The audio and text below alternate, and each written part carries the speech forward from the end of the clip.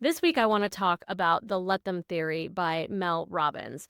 But before I even get into all of that, Happy New Year. I hope that you are ready to hit the ground running with me in 2025.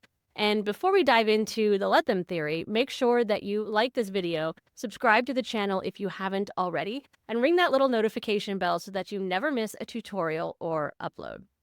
Okay, so you already know that Mel Robbins is like my spirit animal when it comes to my business and just my overall well-being. She tells it like it is. She says things that other people are saying, but for some reason, when she says it, I hear it better. And this new book is no different. So I normally don't talk about an entire book here on the podcast. That's usually what my other podcast is for.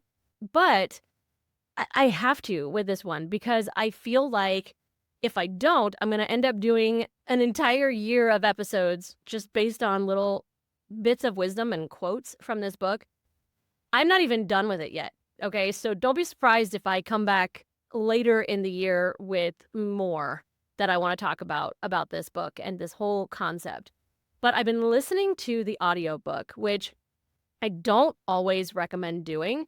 But in this case, I absolutely do. And I think when it comes to business and personal development authors, here's kind of the rule of thumb that I'm noticing.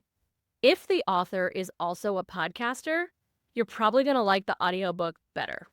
If they're not, then I would just read the physical book because they're not going to be super comfortable when they're talking and it's just going to read a little bit stiff. But with Mel, of course, she is a podcaster. She does videos all the time. She's a pro at speaking. And so her audiobook is not only as good, I'm sure, as the physical book, but I would wager it's probably better because she, just like one of my other favorites, Pat Flynn, clearly embellishes and talks more freely than she would be writing it in the book. In fact, I'm almost curious now to get a copy of the hard copy book so that I can compare in some of the areas. Like, did she actually write that into the book or did she just say that when she was recording the audiobook? Because some of the stuff feels so natural and off the cuff that I can't tell if it really is natural and off the cuff or if she actually wrote it that way.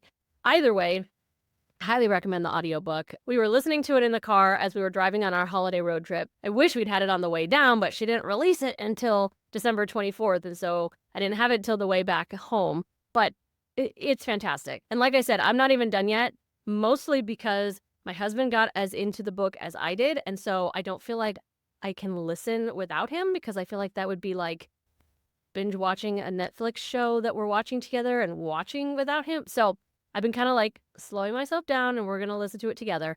But there's already some things that I'm seeing how much it applies to my life as a business owner, specifically as a solopreneur, but honestly, just as an entrepreneur in general.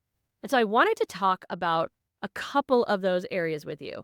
Like I said, I am going to have more to say about this in the future, so don't be surprised if I come back to this book and this topic later in the podcast because there's just so much gold in there. But there was one thing in particular that really surprised me when she started saying it. I was like, I don't know, Mel. I might have to disagree with you on this one. But then I listened and I realized, wait a minute, maybe she just completely changed my opinion in one chapter of her book. So make sure you stick around to the end to hear that part because if you may feel or have felt the same way that I did, and this may completely change your perspective on it as well. But there's a few things that we need to talk about first. So the let them theory, high level, very, very basic. What she's talking about is letting other people, now we're only talking about adults here. She makes this very, very clear. This is not about dealing with children. So if you're a business owner, and that's the perspective I'm going to be coming from here, is we're talking about other full-grown adults that you're working with or that are competitors or that are colleagues or that are clients. So when I'm talking about the let them theory here, those are the relationships that I'm referring to and the only relationships that I'm referring to. But basically what it means is let those other people, whoever they are, be responsible for their own everything, their own actions, their own emotions, their own inaction, their own everything. It's their responsibility not mine. But the second half of it, and she makes this very, very clear as well, after you let them, then it comes let me. And this is about how you act and how you react to things. Because the reality is we're going to have feelings about what we're letting them do. And we can't just stop there and say, okay, let them and just stew in it. We then have to say, let me. And it's all about showing up the way that you are proud to show up, no matter what the situation is. So that's the high level. I mean, there are so many nuances. So this is why I still recommend get her book, because there's so much I can't cover here in just a brief podcast episode. But that's the high level. So there are 4 specific let thems that I felt coming up for me a lot while I was listening to this. And so I thought, you know what? I'm going to just do my first kind of discussion, my first episode about this topic. And I think it's so timely to be talking about this at the beginning of a new year, because it can give us a complete mindset shift to make 2025 our most balanced and successful year ever. So we're going to talk about, like I said, these 4 let thems and then the let me's that I think go along with it. And at the very end, I'll come back to that thing that I mentioned at the beginning where she, I think, completely changed my opinion about something. Okay, so let them number 1. Let them number 1 as a business owner is let them decide not to work with you. That is a really, really hard one, especially if you are someone who does a lot of discovery calls, you get on sales calls, you probably don't even like doing it. It makes you feel super nervous. It makes you feel really uncomfortable and salesy if you're like me. And so when you have those calls, there's this huge amount of pressure that we put on ourselves to convince somebody that they need to hire us, or they need to join our academy in my case, or they need to work with us, right? And yes, obviously that is the goal on some levels of having those conversations, but this is making me realize something that, again, I've heard before. This is not some brand new piece of information, but in this context, it just feels different. We are having a mutual interview, really, when we're having a discovery call. And I think for me, and I know for many others, we feel as the business owner like we're the only ones being interviewed. We're the only ones on the spot. We have to do all the convincing. We're the ones who are going to win or lose in the situation. And I'm just realizing more and more, especially with this let them theory, that that is so not the case. This is the opportunity for us to see on both sides, is this even a right fit? I mean, especially if you're talking about a coaching situation or mentoring or something where personalities and relationships really, really matter. Let them decide that I am not right for them, right? Let them decide that you are not the right fit. Because here's the thing, if they make that decision, if they feel that way, then they're not the right fit. And you probably would have ended up, I don't want to say fighting with them, but like dragging them along all the way through this working relationship. And who wants to live like that? We want someone working with us that really, really wants to be working with us and is excited to be working with us, not somebody that we're dragging along. So let them decide not to work with me. Let me decide to show up in that discovery call to simply lay out what I have to offer, to not feel desperate, to not feel like I need to be salesy, to just explain what this person will get out of my academy or working with me as a Trello consultant or whatever it might be. Let me show up authentically. Let them see who I really am and what I really have to offer. And that's all I can do in the situation, right? At that point, they now have to decide, does that align with what they're looking for? And if it doesn't, and they need to go find someone else, let them. Okay? So that's let them number 1. Let them number 2, and this one is a lot harder for me, because when I decided to start the Tech Savvy Academy, I had all these dreams of having, obviously a huge academy with tons and tons of students in it. Then everybody was super engaged and just like chomping at the bit for the next resource to be released. And, always taking and completing each course as they came out. Like everything was going to be just like super engaged, super involved. That was what I dreamed. And I even told myself, if I see that somebody is disengaged or not following through on things and not showing up to courses or live events or whatever I might be offering, then I might talk to them and say, well, maybe you shouldn't be in the academy. Not because I don't want them there, but because I didn't want someone to be paying for something that they're not taking advantage of. And that's a really, really hard thing for me because obviously I want them to be getting the most out of it. I want to be able to help and serve them as best I can. But I also need to recognize that this is kind of like coming back to the discovery calls. It's not my responsibility to convince or guide or help my students show up for themselves. It's not my responsibility to help them get the most out of what they're paying for, right? That's their responsibility. So if they are going to pay for it month after month and not take courses and not show up to events, I need to let them. Now, that is a really, really hard thing for me. And I don't know how that applies or relates in your business. I mean, if you're doing one-on-one coaching with someone and they're not showing up to your sessions and things like that, that might be a little different because you might need to have a conversation there. But there's still some area, some aspect of let them involved there. If they're not going to do the work in between sessions and they show up and they're exactly where they were before, and you as the coach or you as the teacher feel like they're not progressing, they're not growing, they're not getting what I'm trying to help them get out of what they're paying me for me, that feels like a personal failure. But I'm needing to realize, no, I need to let them. When they are ready to prioritize it, they will show up and they will start taking advantage of it. And if they've been paying me for a while and not doing that yet, as hard as it is for me to accept that, I need to accept that. I need to let them. But there's that let me involved here too, right? And this is where let me show up with the most high quality tutorials, the best content that I can possibly provide to my students that I can put into the academy, create the best live events that they're going to be wanting to show up for.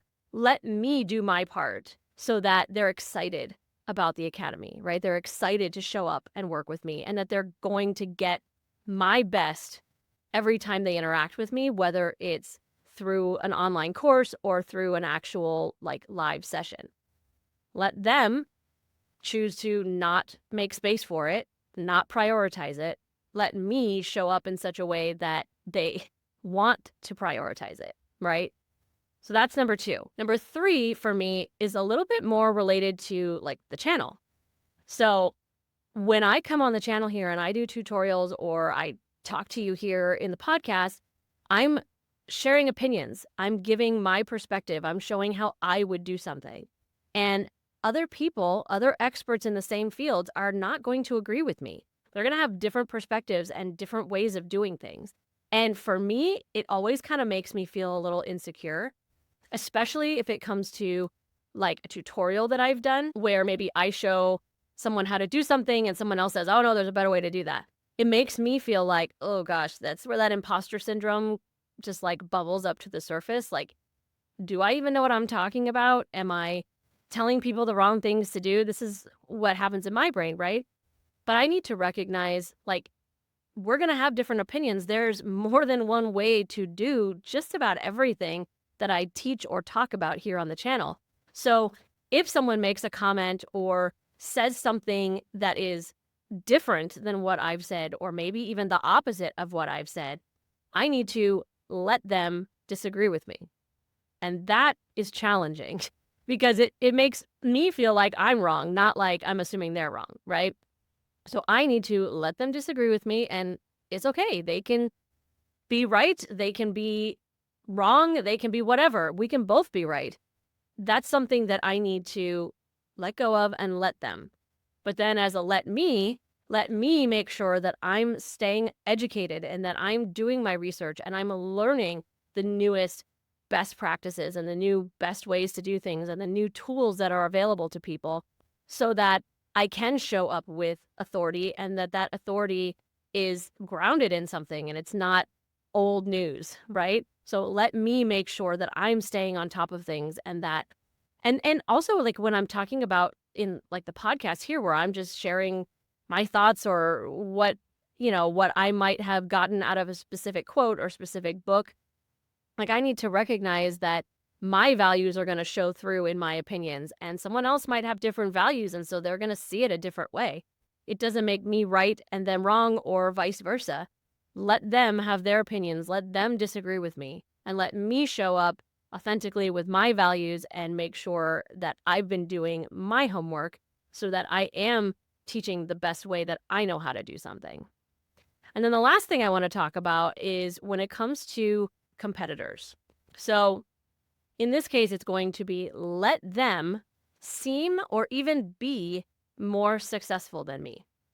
And this is going to tie into that thing at the very, very end. So kind of put a pin in this thought. But for me, this is like multifold. So whether it's somebody who is doing exactly what I do and they do tutorials and they teach people how to use tools and stuff like that, or maybe it's just another business coach, business mentor, or maybe it's just a completely different business, but it's somebody that I follow or watch and I'm seeing their business, their channel, their whatever grow and seem more successful than mine. Even if it actually is more successful than mine, let them. It doesn't have any impact on whether or not I am going to grow or I am going to find success. Let me show up, again, authentically align with my values and be growing my business, my channel, all of that the way that I can be proud of. And let me grow it into something that I'm actually going to want to live in for hopefully the rest of my, business journey, the rest of my career. So let them be more successful or just seem more successful if I suspect that maybe they're trying to come off like they're more successful than they actually are. And let me show up authentically, grow at my own pace, and do my own thing. Now, that last little piece, this is where she said something that I think almost directly disagrees with something that I've said maybe last year. I don't remember, but something that I say a lot. And so I'm sure I've said it at some point here on the channel or on the podcast. So I've said comparison is a thief of joy. Comparison kills creativity, all of those things. And I do believe that those are true. But what she said was comparison is a teacher.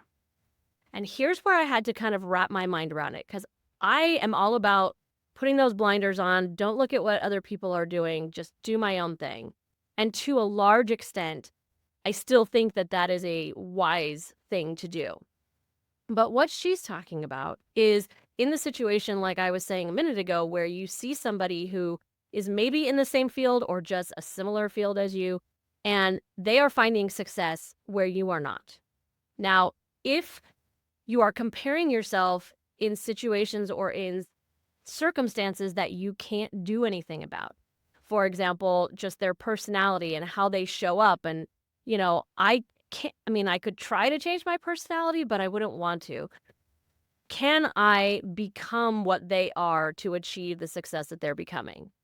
If the answer is no, if there's nothing I can do, and I think Mel says, if there's nothing you can do in the next 10 seconds to change that, then you need to let that go because that is a comparison thing that is a waste of time. I can't make myself taller. I can't change things about myself physically. Short of plastic surgery or something, things like that. I can't do something in the next 10 seconds to change that. So if what I'm comparing myself to and their success, whatever it is that they have that I don't have, if it is something that is like that I can't do anything about, then that I need to put my blinders on and just move forward in my own way and do my own thing. But if it's something I can do something about, if they're marketing themselves better than I am, if they have designed their courses in a more streamlined, more effective way than I am, if they are getting better engagement with their community because of something that they are doing, then that's where Mel is saying, let comparison be a teacher. Let them succeed before me, because their ability to succeed, as I already said, does not prevent me from succeeding, but they're going ahead of me so I can learn from what they're doing. Now, if there's someone who this is their business to teach that stuff, then I can hire them and learn exactly what they're doing, or I can just watch and see what seems to be working and what doesn't work. And now, I am not big at all on copying other people. I do not, and I've definitely said this before, I do not agree with, buying someone's blueprint or following 100% exactly what somebody else is doing, the exact same post, but like with your own branding. I don't think that works. But I can learn from the concepts, the ideas, the basics of what somebody is doing. I can take the things that are a challenge for me and I can look at what's working for them and I can apply their approach in my business and let it teach me how to achieve my goals. And now I loved that Mel did address the fact that there is a level of comparison that's like toxic. And then there's a type of comparison like this that can be your teacher. And so while I feel like it's kind of changed my opinion, changed my perspective, I think really it's just added to, because I still have the perspective I had about comparison is bad if you're comparing things that you can't do anything about. But seeing this comparison as a teacher, when it is something you can do, something that you can try, something that you can apply in your own business, then absolutely comparison could be a teacher. So that's my new mindset shift for 2025 when it comes to my business, this comparison. Let them, let me, all of this. And I'm going to keep listening to this book, and I will definitely come back when there are more bits of wisdom to share. But I'm curious, a couple of things. Number one, have you already gotten this book? Are you listening to the audiobook? Did you get the physical book? If you haven't, what are you waiting for? This one is, it's so great for everyone. But I think for business owners, there's a special application from this book that none of us can afford to miss out on, no matter where you are in your business journey. If you have it already, let me know in the comments what chapter are you on.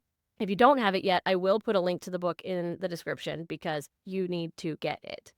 Whether you're listening or reading or not, you just heard a little bit from me as to what this theory is about. So I'm curious, what let them comes to mind for you first when it comes to your business? What do you need to let them?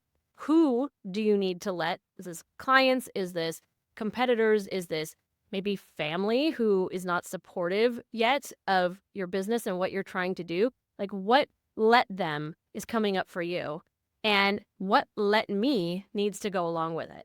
Let me know in the comments. The best way that you can support the podcast is to make sure that you are subscribed wherever you're listening and leave us a review. That's the only way that new people will find and join our community. The Success Through Community podcast is hosted by Kelly Gable and Jolene Mills, and all episodes are solely the opinions of the respective host. Our sound production and editing is done by Kelly Gable, and all visual creative, including our logo, was created by Jolene Mills. The Success Through Community podcast is an STC production.